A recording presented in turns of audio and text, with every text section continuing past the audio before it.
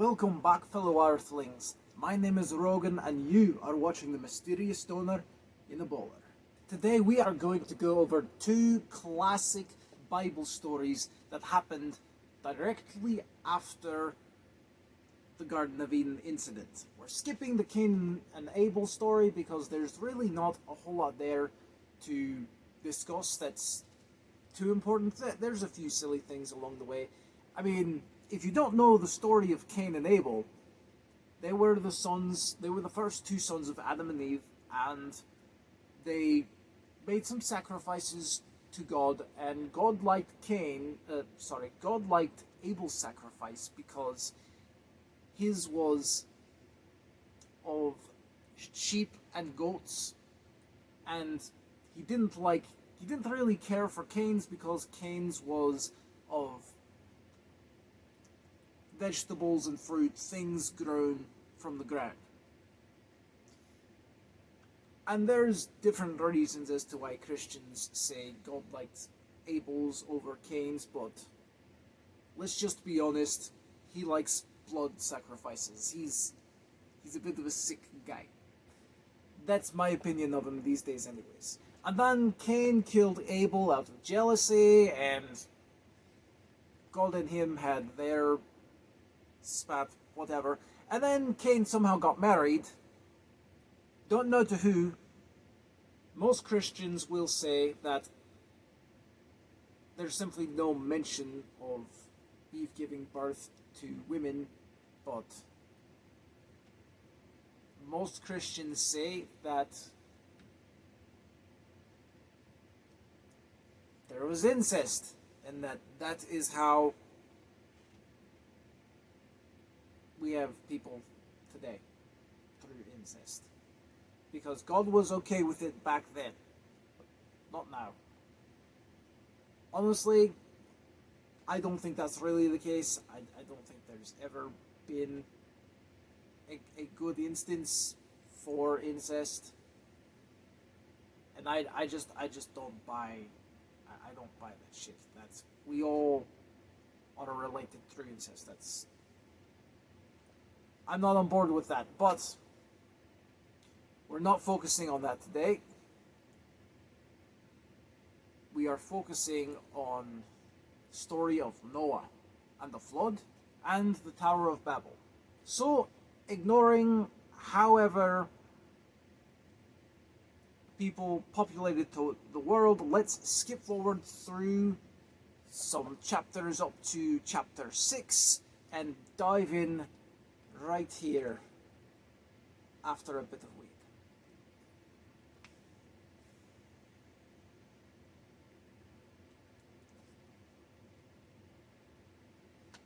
Alright, here we go. So we come to a place here in chapter 6 where apparently people are doing wicked things. It doesn't specify what exactly that they are doing wrong.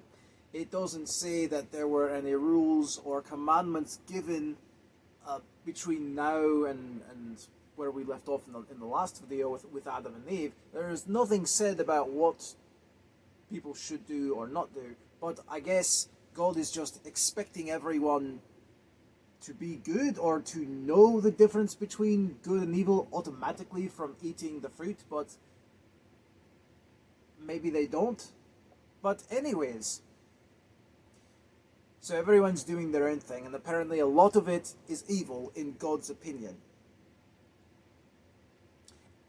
And we're gonna jump right in here at verse 5. And God saw the wickedness of man, that it was great in the earth, and that every imagination of the thoughts of his heart was only evil continually. And it repented the Lord that he had made man on the earth, and it grieved him at his heart. God is regretting that he made humans, basically. He's thinking, I made a mistake. That's pretty much what repenting means, to turn around, to admit you were going the wrong direction. That's how a lot of Christians like to describe it anyways.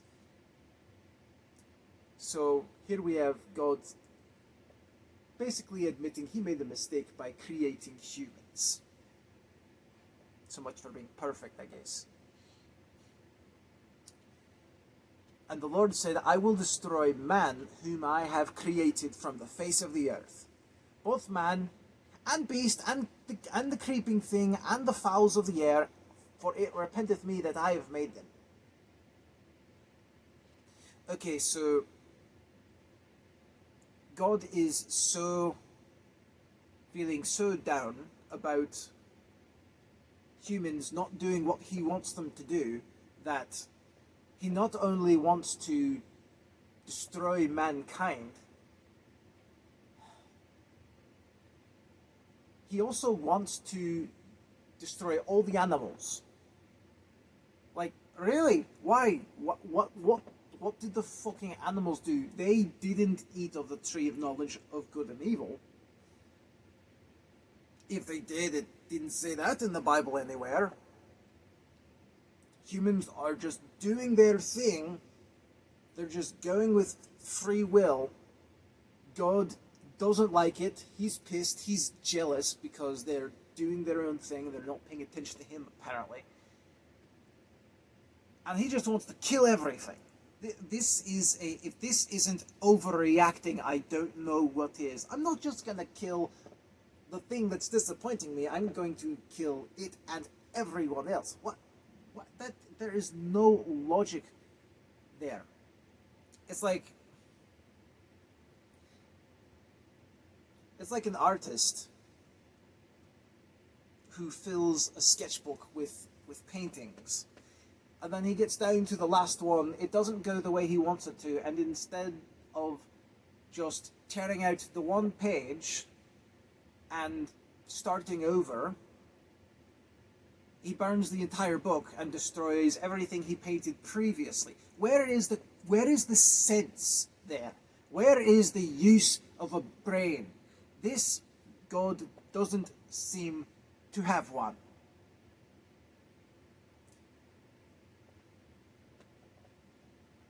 So, the earth is in a terrible condition and God isn't happy with it and wants to kill everything.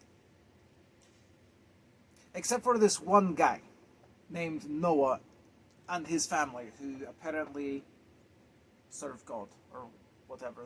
They're not terrible people by God's standards. Whatever those standards are up to this point hasn't been stated. We don't even know if the people here know what the standards are.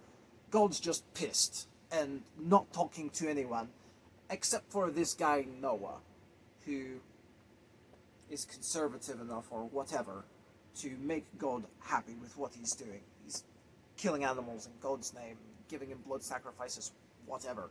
Who knows? Who knows exactly what Noah is up to? But God likes him, and he is going to save Noah and his sons and his sons' wives. So God comes to him and says, hey Noah, I'm sick of everything here.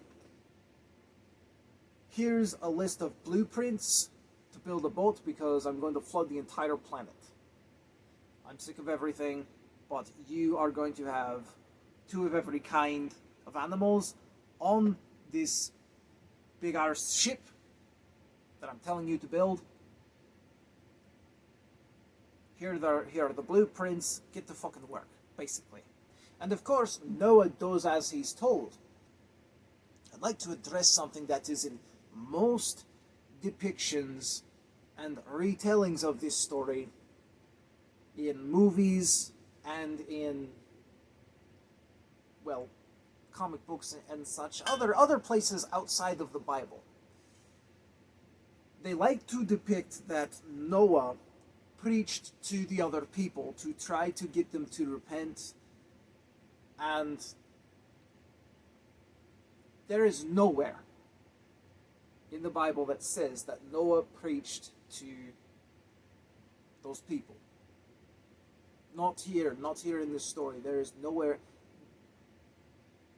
And God, later on,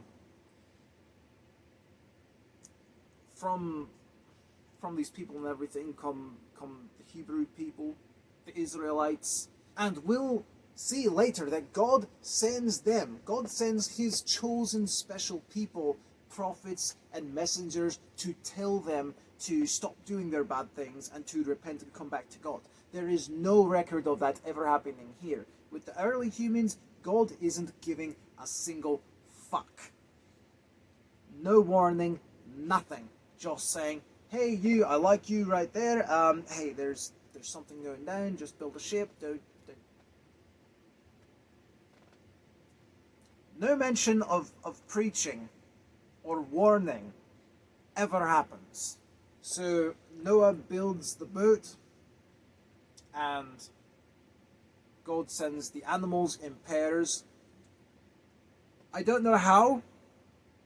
It would have had to been like the wardrobe from Narnia in order to get all of the animals onto the boat, because there's the boat.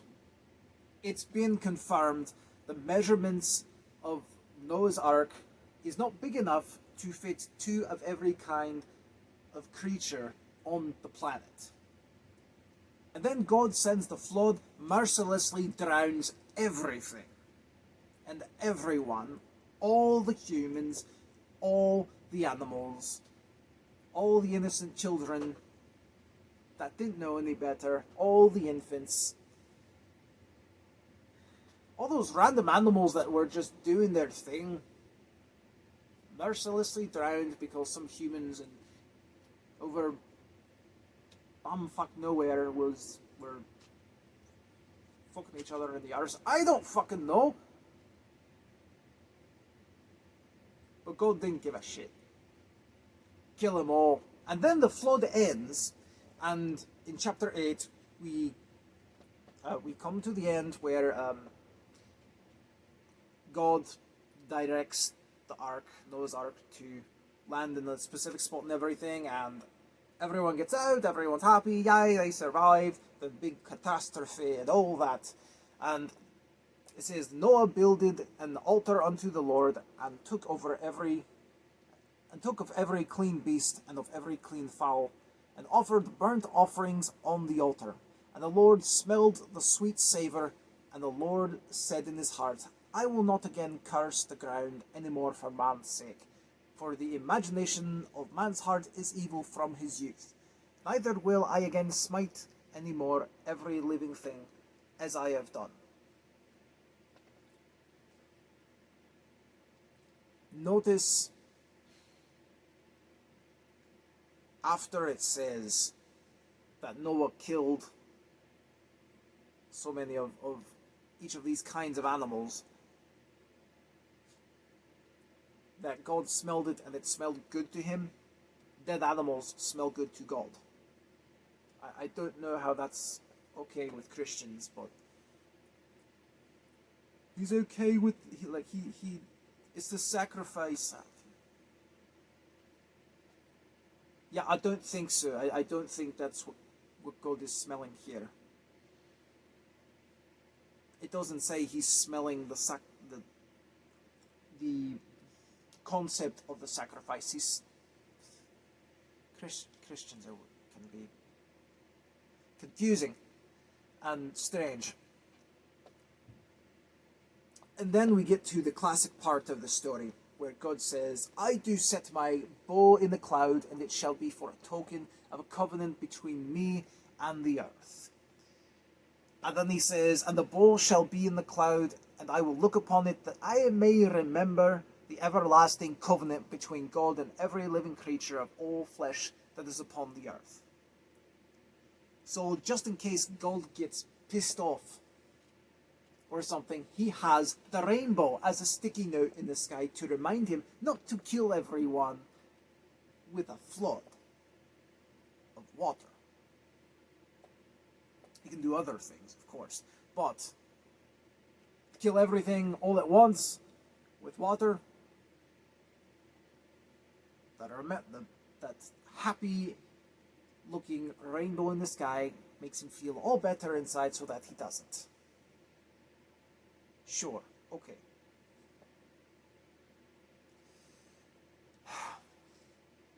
I don't think so.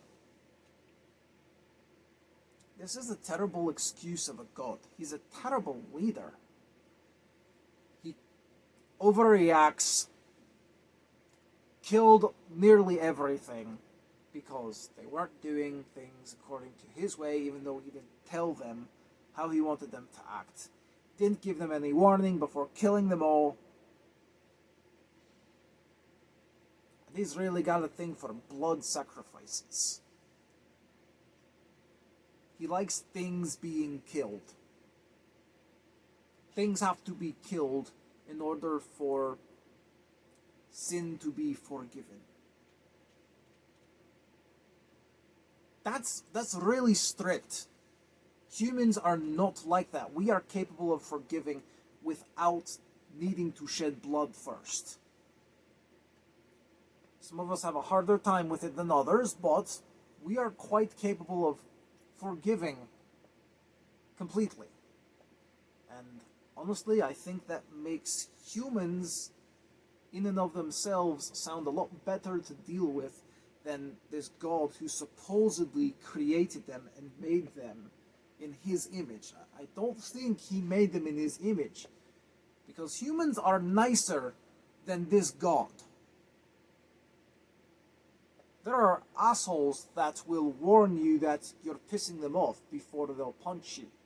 They'll still be assholes. They may be assholes in how they let you know that you're pissing them off, but I mean, good grief, God just festers in his anger and then lets it explode. And we have a calmer version of that happen again just a few chapters later. In chapter 11, it's been a few years. Humans have started repopulating again, thanks to more incest between Noah's children. And so really, Christians think humans have come from 2 rounds of incest. But anyways, as humans are repopulating the earth after the flood, it gets to a point that they're all hanging out together. All the humans, they're not really spreading out. They're growing in numbers, but they're not spreading across the world. And he says, and they said, they were talking to each other. They said, "Go, let us build us a city and a tower, whose top may reach unto heaven. And let us make a name, lest we be scattered abroad upon the face of the whole earth." So they're going to build this one big city, I guess. I don't know what exactly they meant by reach unto heaven. I think they meant the sky, not the literal heaven, because that seems like a bit of an impossibility. I don't know. They clearly they weren't that technologically advanced, but I think they were going with skyscrapers or maybe even pyramids. I don't know. I don't know what they were thinking here, but God didn't like it. He didn't like that they were all together and that they were hanging out and building this big city and this big tower. And it says in the very next verse, "And the Lord came down to see the city and the tower, which the children of men builded." Now, these guys might not be going out into space, but they are advanced enough to be able to build enough what they would call a city. So these guys are somewhat pretty sophisticated. "And the Lord said, Behold, the people is one, and they have all one language, and this they begin to do, and now nothing will be restrained from them, which they have imagined to do. Go to, let us go down, and there confound their language, that they may not understand one another's speech." You get what happened there? What he just said. "So the Lord scattered them abroad from thence upon the face of all the earth, and they left off to build the city. Therefore is the name of it called Babel, because the Lord did confound the language of all the earth. and from thence did the Lord scatter them abroad upon the face of all the earth. Sometimes it gets a little repetitive. Well, did you just see what happened there? Now let's break this down a little bit. All right, you've got a civilization who's hanging out all together, and they've probably got some kind of economy going on. They need communication to get along, to do what they have to do to survive. No idea how many people are alive at this time. But God goes down because he doesn't like that humans are working together so well that he decides to change languages on them all. Imagine if one day you woke up in your home country, wherever you are, and you went outside and you couldn't understand a fucking word anyone else was saying. How fucked would you be? Now, depending on your occupation, your age, even back in these times, you would be royally screwed. How much would it suck if your relatives suddenly spoke a different language and you had to learn a new one because God decided to switch things up overnight? What would happen to the economy? What would happen to the enforcers who keep the peace, who keep the criminals at bay? There's got to be some kind of law in the city, right? There's got to be some form of protection. What happens to the protection if none of the protectors can communicate with each other?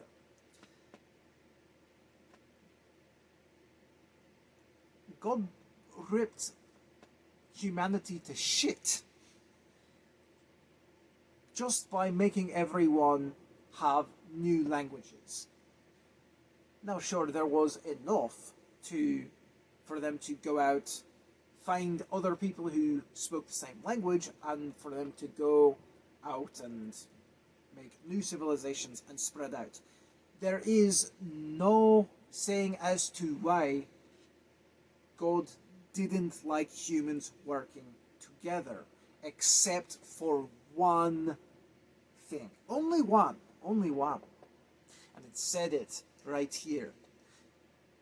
It said, "Behold, the people is one. They have all one language, and this they begin to do.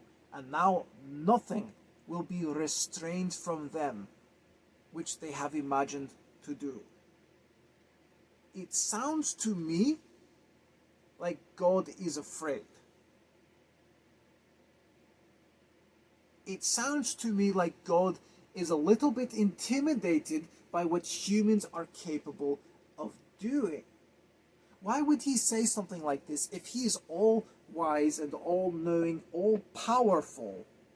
If he can wipe humans out, but loves them so much, why does he have to go to such great lengths to do these sorts of things to them?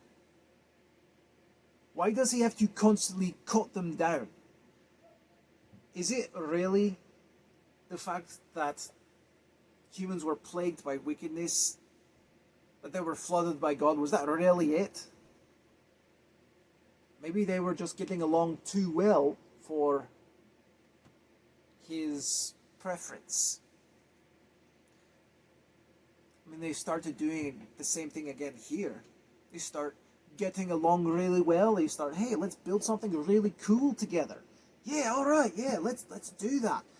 They start working together. They are at peace. They're not fighting each other. They are in harmony. The world is literally at peace here. Humans are getting along great. And God goes down and fucks it all up by changing the languages on them. What a fucking dick. I'm just saying that's a dick move to do to a growing civilization, because he's worried they'll be able to do whatever they set their minds to. You know what? Maybe that's the lesson here we need to learn from this, that we humans are capable of doing whatever we set our minds to. We are so capable that even this so-called all-powerful God is afraid of humans working together without him. That sounds very insecure of him. That sounds very human of him. Oh, and before I get to mention it, once again, God did not, I repeat, God did not give any warnings to humans. He didn't say, hey, you guys need to stop. You need to spread out. You need to stop building this big tower. I don't like it. It's great that you're getting all. I'm fine with you getting along and not killing each other, but could you please stop building this tower and just spread out over the planet? It would make the view from up here in heaven look a lot nicer. Because if you don't, I'm going to change your languages on you. So don't make me do that. But there is no such warning given. There are no commands given. No prophets. No priests. There's nothing. I can't imagine how those people must have felt. I couldn't imagine what it would be like to wake up and not know what anyone is saying around me. That would be depressing, lonely. With the way some people are these days, there's a possibility that some people kill themselves because of this sort of thing. I mean, this is a... Sure, it's nothing like a flood or a disease, but this can be panic-inducing. This can be really bad for a civilization. People can go crazy, do whatever they want, because no one can communicate. No one has the power to do anything. You get a few ruffians who understand each other, and they can go out and start, rioting and pillaging places because the law enforcement can't communicate with each other in order to be able to stop them. With the way we are seeing things happen during this COVID-19 bullshit that we're going through, and the way humans are acting with the riots and everything, you can't tell me that some people went a little crazy over this situation, over going through an experience of everyone, or a lot of everyone they know, no longer speaking the same language. I mean, this is a big issue. This can be really problem-inducing. And no warning was given, no preparation. I'm pretty sure a lot of bad things could have been avoided that aren't mentioned if God had just given them a heads up. Or even said, hey, look, for your own, for my preference, because I'm a selfish git, I want you all to spread out, and because you're not doing it, I'm going to change your languages, so you people get over here, you're going to have one language, you people over here, and so on. He could have organized them ahead of time and then changed the languages. He didn't do that. He just went down and went ahead and did it, and there is no, what's the word I'm looking for? I can't think of the word, but God is not being thoughtful in regards to humans. He could choose to work with them a little bit more nicely. He could be more organized with them. He could communicate with them a little bit more directly before fucking it up. But he just doesn't seem to be very clear on communication. in the Bible for a lot of things, it seems. Till later on, but starting out, he's just reacting to everything, and it makes him look very immature, I must say. So in conclusion, we have a God here who later on says that he wants his chosen people, the people who follow him, to be holy like him, to be perfect like he is. And yet we see here that he regrets making humans, as though he has made some massive mistake. That's how he acts. He overreacts at their use of their free will, even though he has not communicated with them very well at all, so it seems. And he not only wants to kill the men, but also the women, the innocent children who don't know anything about life or what they're doing. And he wants to kill all the animals, except for the select few that make it onto the ark.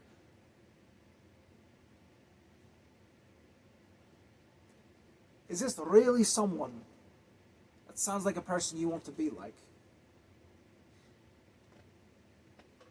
And this same holy, perfect God goes on to change languages on everyone overnight without giving a proper warning or a heads up.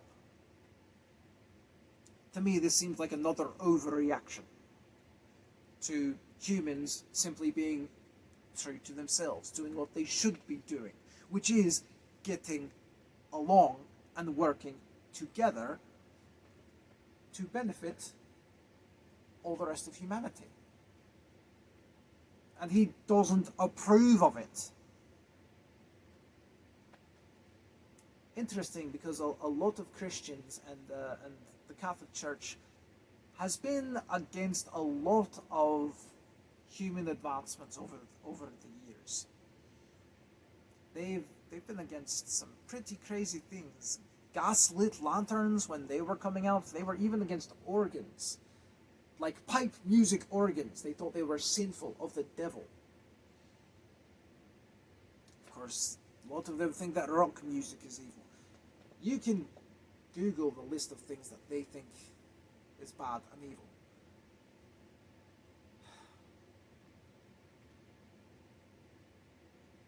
But doesn't it make sense that they're like that, though? Because their God is like that. He does not like human advancement. He doesn't approve of it. The whole religion of Christianity that comes from this book, that is built around this book, is all based on this God that is against human evolution, against humans being the absolute best that they can be. I said it in the last video, and I'll say it again. Sounds like a weak God to me. And it sounds like humans are pretty fucking powerful.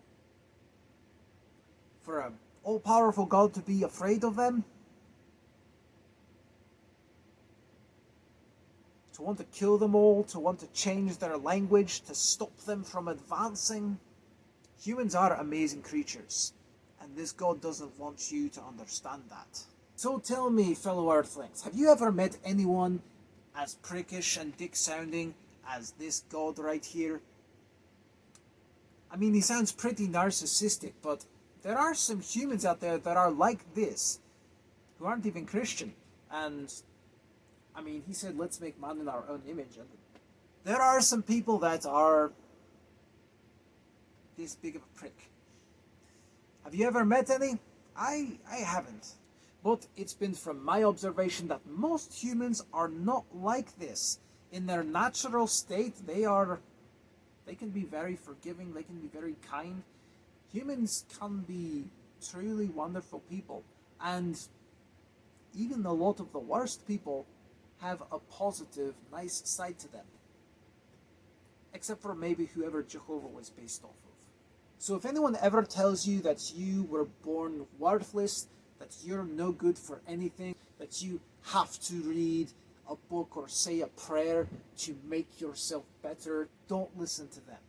Don't go to something that you can't prove exists. Don't go to a source that doesn't make any logical sense. Don't go to someone who has their own interests in mind and not yours. Be careful. People will try and trick you into believing them so they can take advantage of you. And sometimes it's not even the people. Sometimes it's the whole mindset, the entire religion. Be careful of what you allow yourself to believe, especially over something as important as your soul, your life, your way of living, your mindset. And don't be like Jehovah. But that concludes this video. So, if you've enjoyed it, I hope you'll leave a like, subscribe if you haven't, and I hope you come back next week, because then we get into one of the most famous characters in the Bible, a man called Abraham, the father of the nation of Israel. And boy, do we have some things to talk about with him.